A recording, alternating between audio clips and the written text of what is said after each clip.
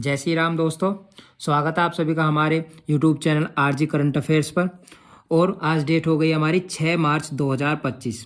ठीक है, तो आप सभी को पता है कि हमारे चैनल पर आपको डायरेक्ट क्वेश्चन आंसर नहीं मिलते करंट अफेयर्स के, एक्स्ट्रा फैक्ट्स के साथ चीज़ों को समझाया जाता है डिटेल में एनालाइज करा के, जिससे आप किसी भी एग्जाम में जाओ तो वहाँ पर आप होपलेस होकर चीज़ों को न भूलें, इसलिए आपको डिटेल में समझाया जाता है। ठीक है, चलो ज़्यादा देर न करते अब आज का अपना पहला क्वेश्चन देखते हैं क्या है हमारा।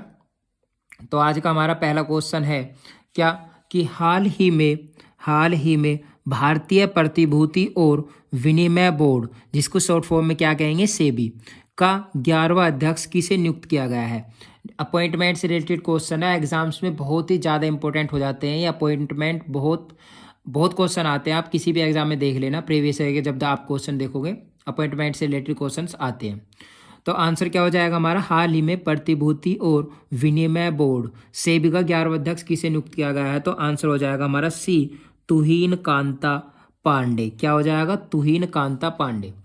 अब देखो, वित्त सचिव और आईएएस अधिकारी, finance secretary and IAS officer Tuhin Kant Pandey को 3 साल के लिए कार्यकाल के लिए भारतीय प्रतिभूति और विनिमय board, securities and exchange board of India का 11वां अध्यक्ष नियुक्त किया गया है। देखो, एग्जाम्स में हमारी फुल फॉर्म से रिलेटेड क्वेश्चन भी आता है क्या, कि ऐसे दे देगा कि सेबी की फुल फॉर्म क्या होगी।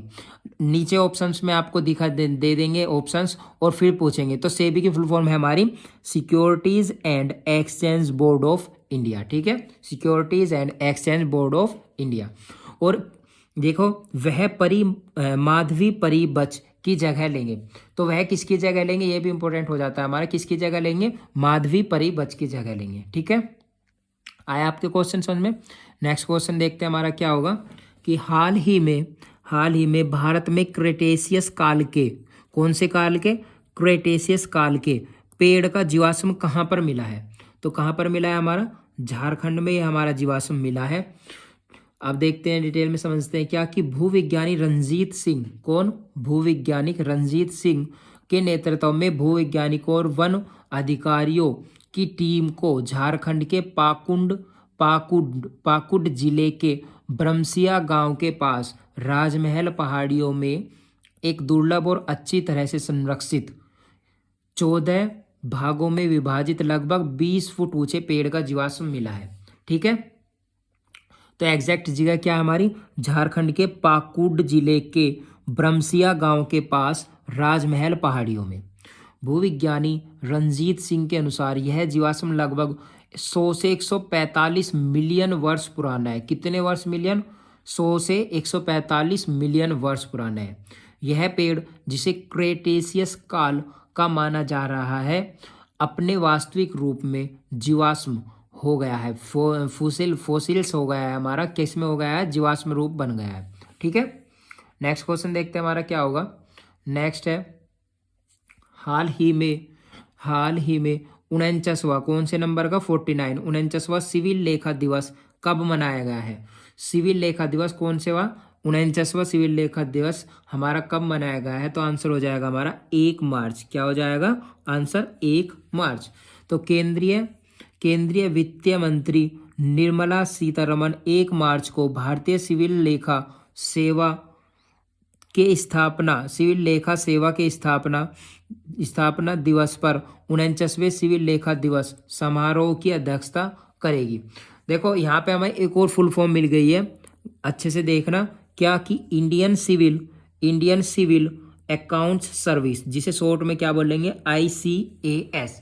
ये मैं इसलिए आपको इंपॉर्टेंट बता रहा हूँ क्योंकि एग्जाम्स में हमारी फुल फॉर्म भी आती है, क्वेश्चंस होते हैं डायरेक्ट कि ICAS की फुल फॉर्म क्या होगी, और ऑप्शंस दे देंगे। तो आपको याद रखना है क्या होगी, इंडियन सिविल अकाउंट्स सर्विस। ठीक है, अब देखो नेक्स्ट और समझते हैं इसमें पॉइंट, कि उद्घाटन सत्र में भारत के सार्वजनिक वित्तीय प्रबंधन का डिजिटलीकरण परिवर्तनकारी दशक 2014 से 24 तक रहा है जो। ठीक है, शीर्षक से सार्वजनिक वित्तीय प्रबंधन प्रणाली पर एक सार संग्रह भी जारी किया जाएगा। उद्घाटन सत्र में भारत में सार्वजनिक वित्तीय प्रबंधन का डिजिटलीकरण परिवर्तन शीर्ष से सार्वजनिक वित्तीय प्रबंधन प्रणाली पर एक सार संग्रह भी जारी किया जाएगा। ठीक है। सिविल लेखा सेवा स्थापना दिवस समारोह दूसरे सत्र में 16वें वित्त आयोग के अध्यक्ष श्री अरविंद पनघड़िया वैश्विक अर्थव्यवस्था में भारत अगला दशक विषय पर संबोधित करेंगे। किस पर करेंगे? वैश्विक अर्थव्यवस्था में भारत अगला दशक। यह हमारा एक पॉइंट है जिस विषय पर संबोधित करेंगे। कौन? किसके? 16वें वित्त आयोग के अध्यक्ष श्री अरविंद पनघड़िया। ठीक है, पनघड़िया। ठीक है। नेक्स्ट क्वेश्चन देखते हैं हमारा क्या होगा। नेक्स्ट है कि हाल ही में 9वें राष्ट्रीय स्वास्थ्य मिशन समिट का उद्घाटन किया गया है। क्या? कौन सा? 9वें राष्ट्रीय स्वास्थ्य मिशन। ठीक है, तो कहाँ पर किया गया है हमारा? ये हमारा क्वेश्चन है, तो आंसर हो जाएगा हमारा ओडिशा में। कहाँ पर? ओडिशा में। ठीक है। फरवरी को केंद्रीय स्वास्थ्य और परिवार कल्याण मंत्री जगत प्रकाश नड्डा ने पूरी ओडिशा में 2 दिवसीय सार्वजनिक स्वास्थ्य सेवा प्रणाली में अच्छे एवं अनुकरणीय प्रचलनों और नव प्रवर्तन पर 9वें राष्ट्रीय शिखर सम्मेलन का उद्घाटन किया है। आपने क्या है, क्वेश्चन क्या है हमारा, समझे आप, कि हाल ही में 9वें राष्ट्रीय स्वास्थ्य मिशन समिट का उद्घाटन कहाँ पर किया गया है? तो कहाँ पे किया गया है हमारा? ओडिशा में किया गया है। दूसरा एक और पॉइंट ये पता चला है, केंद्रीय स्वास्थ्य और परिवार कल्याण मंत्री कौन है हमारे? जगत प्रकाश नड्डा, जिन्होंने पुरी, कहाँ पर? पुरी, जो कि उड़ीसा में है, में 2 दिवसीय सार्वजनिक स्वास्थ्य सेवा प्रणाली में अच्छे एवं अनुकरणीय प्रचलनों और नव प्रवर्तन पर 9वें शिखर सम्मेलन का उद्घाटन किया है। अब इसका ऑब्जेक्टिव हमें पता चला है, उद्देश्य क्या है? देश भर में सफल स्वास्थ्य पहलों और नवाचारों को प्रस्तुत करना। क्या? देश भर में सफल स्वास्थ्य पहलों और नवाचारों को प्रस्तुत करना। इस शिखर सम्मेलन में राज्यों और केंद्र शासित प्रदेशों द्वारा अपने सार्वजनिक स्वास्थ्य चुनौतियों से निपटने के लिए अपनाई गई विभिन्न सर्वोत्तम प्रचलन और नव प्रवर्तनों का प्रदर्शन और इनका मसौदा तैयार किया जाएगा। इसका उद्देश्य क्या है? देखा आपने, थोड़ा उद्देश्य आपको बड़ा लग रहा होगा पर ज़्यादा नहीं, अच्छे से समझो। क्या? कि देश भर में सफल स्वास्थ्य पहलों नवाचारों को प्रस्तुत करना।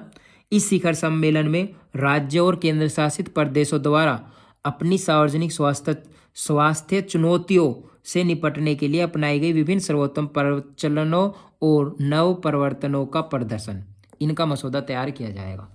8वां शिखर सम्मेलन मई 2022 में गुजरात के केवडिया में आयोजित किया गया था। 8वां भी हमें पता चल गया है क्योंकि ये 9वां था, तो 8वां हमारा कहाँ पे किया गया था? 2022 में गुजरात के केवडिया में आयोजित किया गया था। नेक्स्ट हमारा क्वेश्चन देखते हैं क्या होगा। नेक्स्ट है कि हाल ही में प्रगति पथ, क्या? प्रगति पथ योजना कहाँ शुरू की गई है? तो कहाँ पे की गई है? हमारा आंसर हो जाएगा बी, कर्नाटक में। ठीक है, कहाँ पे की गई है? कर्नाटक में हमारी ये प्रगति पथ की योजना शुरू की गई है। डिटेल में चीज़ समझते हैं क्या, कि कर्नाटक राज्य सरकार राज्य में ग्रामीण सड़क नेटवर्क को बेहतर बनाने और विकसित करने के लिए अगले महीना प्रगति पथ योजना शुरू करेगी। तो क्या है प्रगति पथ योजना? हमारी क्या है कि ग्रामीण सड़क नेटवर्क को बेहतर बनाने के लिए, ग्रामीण जो हमारे ग्रामीण क्षेत्र होते हैं उनमें जो सड़क नेटवर्क है उसको अच्छा बनाने के लिए ये प्रगति पथ योजना शुरू करेगी अगले महीना। कौन सी सरकार? किस राज्य की सरकार? कर्नाटक राज्य की सरकार इस योजना के तहत 110 किलोमीटर ग्रामीण नेटवर्क सड़कों को बेहतर बनाने और विकसित करने के लिए क्या है, ये हमारी सरकार इस योजना, सॉरी यहाँ पे गड़बड़ हो गई थोड़ी सी, ये है सरकार इस योजना के तहत 7110 मतलब 7110 किलोमीटर ग्रामीण नेटवर्क सड़कों को बेहतर बनाने और विकसित करने के लिए 5190 करोड़ रुपए का निवेश करेगी। ग्रामीण विकास और पंचायत राज्य मंत्री प्रियांक ने दक्षिण कन्नड़ और उडुपी जिलों में ग्रामीण और शहरी स्वास्थ्य निकायों के सदस्यों और कर्मचारियों के लिए एक खेल और सांस्कृतिक कार्यक्रम होम्बेलाकू के दूसरे संस्करण का उद्घाटन भी किया है। ठीक है, नेक्स्ट क्वेश्चन देखते हैं हमारा क्या होगा। नेक्स्ट और आज का हमारा लास्ट क्वेश्चन है ये, क्या कि हाल ही में चंद्रशेखर आज़ाद की पुण्यतिथि कब मनाई गई। किसकी? चंद्रशेखर आज़ाद जी की पुण्यतिथि कब मनाई गई थी? तो आंसर हो जाएगा हमारा सिंपल 27 फरवरी को। क्या हो जाएगा? 27 फरवरी। डिटेल में समझते हैं क्या कि प्रतिवर्ष 27 फरवरी को स्वतंत्रता सेनानी चंद्रशेखर आज़ाद की पुण्यतिथि मनाई जाती है। चंद्रशेखर आज़ाद का जन्म कब हुआ था? 23 जुलाई 1906 को मध्य प्रदेश के झाबुआ जिले के भाबरा नामक स्थान पर हुआ था। 1928 में उन्होंने अशफाक उल्ला खान, भगत सिंह, सुखदेव थापर और जोगेश चंद्र चटर्जी के साथ मिलकर हिंदुस्तान सोशलिस्ट रिपब्लिक एसोसिएशन की स्थापना की थी। किस किस के साथ? अशफाक उल्ला खान, भगत सिंह, सुखदेव थापर और जोगेश चंद्र चटर्जी के साथ मिलकर उन्होंने 27 फरवरी 1931 को इलाहाबाद के एल्फ्रेड पार्क में खुद को गोली मार ली थी। कौन से पार्क में? एल्फ्रेड पार्क में। ठीक है, आया आपके क्वेश्चन समझ में? तो आज की हमारी क्लास यहीं पर ख़त्म होती है। और अगर आपको डेली ऐसी ही करंट अफेयर्स की वीडियो और क्लास आपको चाहिए तो आप हमारे चैनल को सब्सक्राइब करेंगे, तब आपको ये वीडियोज़ डेली मिलेगी। और वीडियो अच्छी लगी तो इसको लाइक करें और ज़्यादा से ज़्यादा इसको शेयर करें अपने दोस्तों के साथ, जो भी आपका दोस्त कॉम्पिटिटिव एग्जाम्स की प्रिपरेशन कर रहा है उसके पास। ठीक है, thank you so much video में बने रहने के लिए।